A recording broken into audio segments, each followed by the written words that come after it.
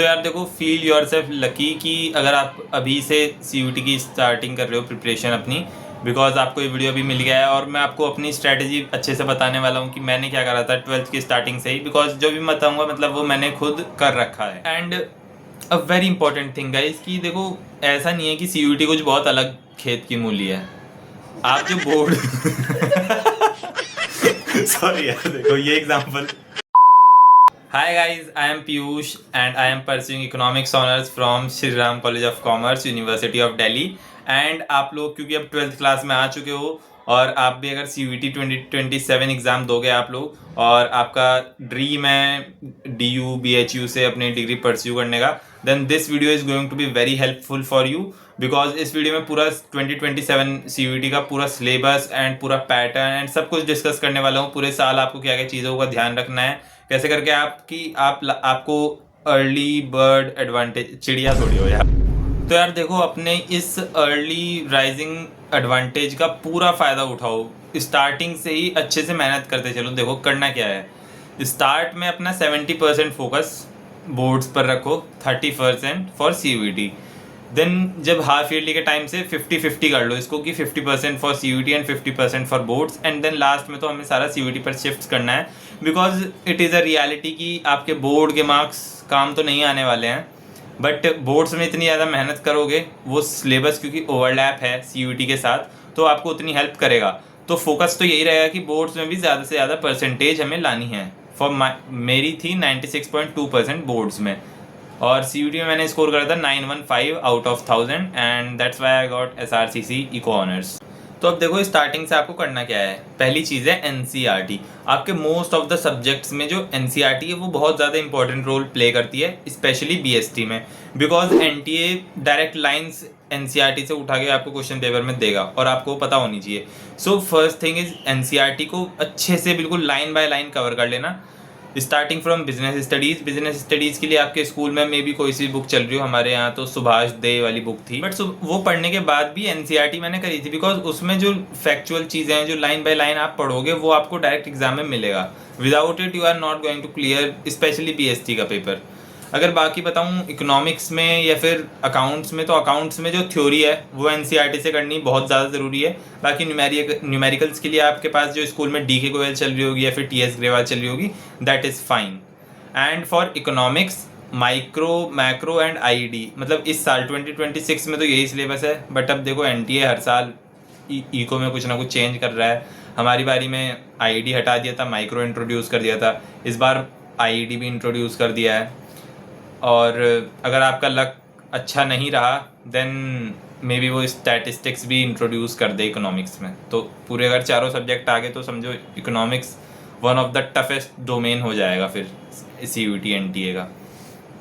But अभी तक तो नहीं है, तो आपको तो पूरे साल अभी देखो IED और मैक्रो आपकी 12th के साथ साथ हो ही रही है, उस पर अच्छे से फोकस करना, because there are no chances कि मैक्रो रिमूव होगा या फिर IED भी रिमूव होगा, ऐसा होने वाला नहीं है। और माइक्रो को या तो स्टार्टिंग से कर सकते हो, वरना लास्ट के मंथ्स में उसको स्टार्ट करना। और अगर माइक्रो वीक है then start focusing on the core concepts, that is important, because micro भी आएगा, माइक्रो रिमूव नहीं होने वाला है। अकाउंट्स मैंने बता दिया आपको, थ्योरी NCERT से करनी है और ज़्यादा से ज़्यादा न्यूमेरिकल्स प्रैक्टिस करना है, MCQs प्रैक्टिस करना, और बोर्ड्स में अच्छे नंबर लाने की कोशिश करना सारे ही सब्जेक्ट्स में, because it will directly help you in the CUET exam. तो यार देखो, CUET कुछ ऐसा नहीं है कि बहुत ही अलग चीज़ है, डिफरेंट फ्रॉम बोर्ड्स ना। आपके स्कूल में जैसे कोई टॉपिक हुआ, फॉर एग्जांपल BST में कुछ हुआ, पहला चैप्टर, आपने घर आया, आपने उसकी NCERT से रीडिंग करी, बिकॉज जो भी एक्स्ट्रा मटेरियल होते हैं, जो भी एक्स्ट्रा बुक्स, उसमें NCERT जितना ही रहता है, कुछ एक्स्ट्रा तो वो डालते नहीं है, सेम एग्जाम्पल सब कुछ सेम रहता है, वो अपनी तरफ से कुछ नहीं करते। तो आपने NCERT से वो रीड करा। स्कूल में भी आपको कुछ अलग बुक बताएं, वो इसलिए बताते हैं कि उसमें अलग से क्वेश्चन प्रैक्टिस वगैरह रहते हैं, बट आपको NCERT फॉलो करनी है। आप वो भी बुक पढ़ सकते हो, but NCERT is the core thing, तो वो पढ़ो, उसके बाद MCQs सॉल्व कर लो। And CUET preparation is just about solving the MCQs, 50 MCQs 60 minutes and that is the game. अगर आप वो कर रहे हो तो फिर आपको कुछ और एक्स्ट्रा करने की जरूरत नहीं है, आपका सिलेबस साथ साथ, आपकी CUET प्रिपरेशन हो ही रही है साथ साथ। जो बच्चे पढ़ते नहीं हैं बिल्कुल भी कि पूरे साल, और बस फिर लास्ट में बस वो लिखने की प्रैक्टिस कर लेते हैं कि घुमा फिरा के लिख दिया, वो काम नहीं चलने वाला है CUET में। CUET में you have to be pin point accurate, उसके लिए रीडिंग करनी पड़ेगी, उसके लिए एमसीक्यू सॉल्व करने पड़ेंगे। Answer writing is a totally different thing for boards, उसकी उसकी अपनी अहमियत है, ठीक है। सो ऐसे करके आप सीयूटी और बोर्ड्स दोनों को बैलेंस कर सकते हो, कुछ ऐसा अलग अलग नहीं है, दोनों चीज़ें सेम चीज़ें, पैटर्न डिफरेंट है। The next important thing for the whole year is test. जो भी चीज़ पढ़ रहे हो, जो भी सब्जेक्ट पढ़ रहे हो, जो भी टॉपिक पढ़ रहे हो, जो भी चैप्टर पढ़ रहे हो, उसका टेस्ट देना बहुत ज़रूरी है। अब आपके पास एआई है, उसको टॉपिक बताओ ये है, और उससे कहो कि 50 एमसीक्यूज दो और try to do in 1 hour. So ये चीज़ प्रैक्टिस करोगे तो आपको उस कॉन्सेप्ट की डीप अंडरस्टैंडिंग हो जाएगी, आपको एग्जाम में कैसे एमसीक्यूज सॉल्व करने हैं। However the exam will be in CBT mode, computer based test. तो एग्ज़ाम में तो वो होगा, बट जैसे भी आप कर सकते हो, तो टेस्ट देना बहुत ज़रूरी है। अदरवाइज़ आपको बस एक फॉल्स मैसेज मिलेगा कि आपने वो चीज़ पढ़ ली है, बट आपको वो चीज़ नहीं आती होगी। और टेस्ट में देखो यार, जो भी मिस्टेक्स निकल रही हैं उनको मार्क कर लो, because they are the points जहाँ पर आपके एक्चुअल एग्ज़ाम में मार्क्स कट सकते हैं। अगर आपने अपने उन वीक एरियाज़ को स्ट्रॉन्ग कर लिया, देन एग्ज़ाम में आपका स्कोर इंप्रूव हो जाएगा। बिकॉज अल्टीमेटली आपको जो क्वेश्चंस गलत हो रहे हैं वही ठीक करने हैं, जो ठीक हो रहे हैं वो तो ठीक है ही ना। तो इस टाइप की फिलोसफी निकल गई अभी अचानक। तो ऐसा करोगे तो लाइक गलत क्वेश्चन ही ठीक करने हैं हमें। और एक जनरल डाउट आपका क्लियर कर दे रहा हूँ कि जीएटी, जनरल एप्टीट्यूड टेस्ट, बहुत बच्चे पूछते हैं कि ये हमें देना है या नहीं देना, होता क्या है। तो देखो यार, जीएटी में लाइक थोड़ा सा ऐसा है कि आपके जो जीके वाले क्वेश्चंस हैं, क्वांट्स, न्यूमेरिकल्स, रीजनिंग, ये सब आ जाता है, ठीक है। और आपको देना क्यों है, देखो अगर आप डीयू में आ रहे हो, डीयू में बीबीए, बीएमएस और ये सब जो कोर्सेज हैं, ऐसे पूरे कोर्सेज की लिस्ट आप सर्च करोगे मिल जाएगा, बट मेन कोर्सेज यही है जो डीयू वाले बच्चे देना चाहते हैं कि वो देते हैं जीएटी। अगर आपको डीयू में बीकॉम ऑनर्स, बीएससी, बीए ये सब करना है, then there is no need कि आप जीएटी दो। It will be just a time waste, आपके एफर्ट्स फालतू में लगेंगे और कोई रिक्वायरमेंट नहीं है, और वो काफ़ी डिफिकल्ट भी है। अगर आपको कोई स्पेसिफिक उससे रिलेटेड कोर्स करना है तभी आप जीएटी की प्रिपरेशन करो, वरना स्किप जीएटी। अब आते हैं सिलेबस पर, पैटर्न पर। सीयूटी का जो पैटर्न है, देखो अभी तक क्या है और आगे भी ऐसा ही चलेगा मोस्ट प्रोबेबली, कोई चेंजेस नहीं होने वाले हैं। 50 क्वेश्चंस आएंगे हर सब्जेक्ट में, और आपको टाइम मिलेगा 1 घंटे का। 50 एमसीक्यूज़ हैं, और एक एमसीक्यू ठीक करोगे तो 5 नंबर मिलेंगे, तो टोटल मार्क्स कितने हो गए, 250। और कोई क्वेश्चन गलत कर दिया तो -1 की नेगेटिव मार्किंग है। आप मैक्सिमम 5 सब्जेक्ट ले सकते हो, तो 5 सब्जेक्ट लोगे आप। और ज़्यादातर कोर्सेज के लिए जो एलिजिबिलिटी बनती है वो बनती है 4 सब्जेक्ट से, जिसमें एक लैंग्वेज होनी ही होनी चाहिए आपके पास, कंपलसरी है एक language. And most of the students क्योंकि वो इंग्लिश देते हैं तो 250 मार्क्स इंग्लिश के हो गए, एंड बाकी 3 कोई भी डोमेन्स। अब देखो आप कोर्स कौन सा करना चाहते हो वो मेरे को कमेंट में बताओ, उसके लिए मैं स्पेसिफिक एक अलग वीडियो बनाऊंगा कि उसकी सब्जेक्ट रिक्वायरमेंट क्या क्या है और आप वो चीज़ दे सकते हो या नहीं दे सकते, है ना। बट आपके पास मतलब आप एक अगर ओवरऑल बात बताऊं तो आप वही एग्ज़ाम्स, वही सब्जेक्ट्स के क्वेश्चन पेपर दे पाओगे जो आपके पास क्लास 12th में है। अगर आपके पास क्लास 12th में मैथ्स नहीं है तो आप सीयूटी में मैथ्स दे सकते हो, बट डी उसको काउंट नहीं करेगा। For Delhi university your only 2 subjects will be counted जो आपके पास क्लास 12th में थे। और देखो यार, जो बच्चे जीएटी देंगे, and same for language also, language और जीएटी रोज़ करना है। लैंग्वेज में लाइक वोकैब रोज़ करनी है, किस दिन कम टाइम मिल रहा है 5 वर्ड्स करो, बट करो उसे। 5 ईडियम फ्रेज करो, बट करो daily, consistent, be consistent for the whole year. Same for GAT, GAT में 5 क्वांट्स के क्वेश्चंस कर लो अगर किस दिन 20-30 नहीं कर पा रहे हो, बट डू डेली। तो इसलिए सही सब्जेक्ट सेलेक्ट करना ही बहुत इंपॉर्टेंट हो जाता है। देखो पहले से ही मतलब एक थोड़ा कोर्सेज के बारे में रिसर्च करो कि आपको कौन से फील्ड में इंटरेस्ट है, कौन से डोमेन में आपको इंटरेस्ट है। फिर एक बार आपने कुछ कोर्सेज सेलेक्ट कर लिए, उनके लिए सब्जेक्ट रिक्वायरमेंट देख लो, और फिर वही क्वेश्चंस, वही एग्जाम्स देना सीयूटी में। फालतू में अपना टाइम वेस्ट नहीं करना है। If you are very sure कि आपको बीबीए देना है, देन आपको एक लैंग्वेज, एक मैथ्स और एक जीएटी की रिक्वायरमेंट है, ठीक है, हो गया। फालतू में ज़्यादा टाइम फिर डोमेन्स पर वेस्ट नहीं करना है।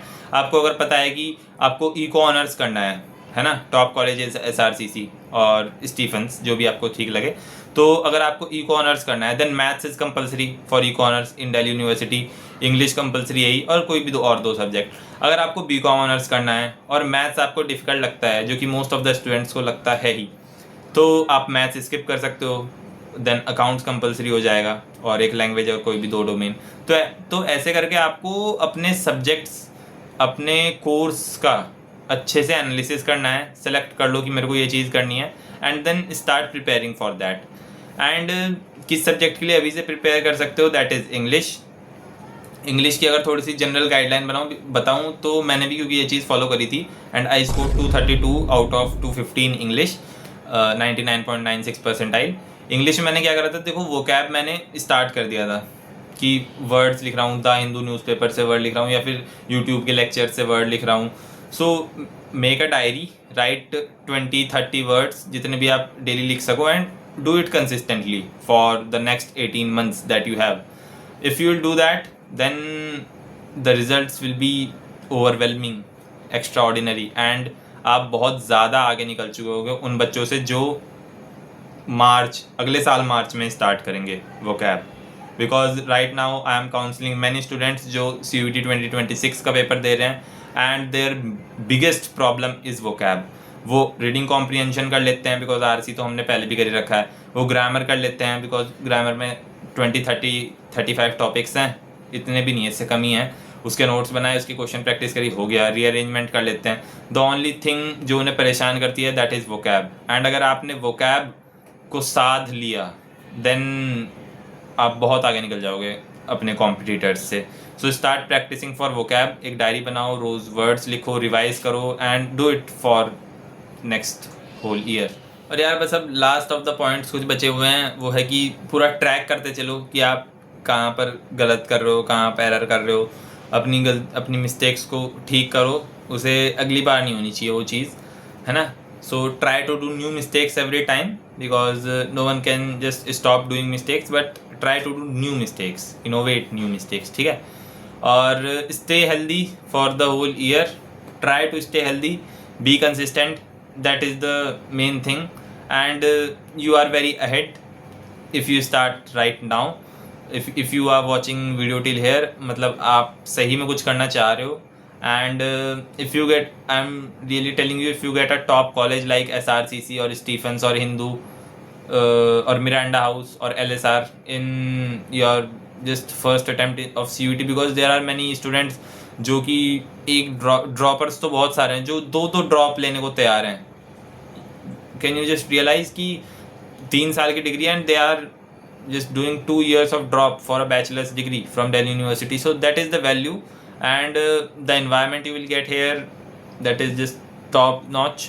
सो आप मेहनत पूरी करो, बिकॉज आपके पास रिसोर्सेज हैं, आपके पास टाइम है, यू हैव एवरीथिंग, एंड पूरी मेहनत करो। 12th क्लास है, बोर्ड्स में अच्छा स्कोर करो, देन CUET में बहुत शानदार स्कोर करो, and you will be in the top college, the college you dream, the college you deserve, and that is the thing.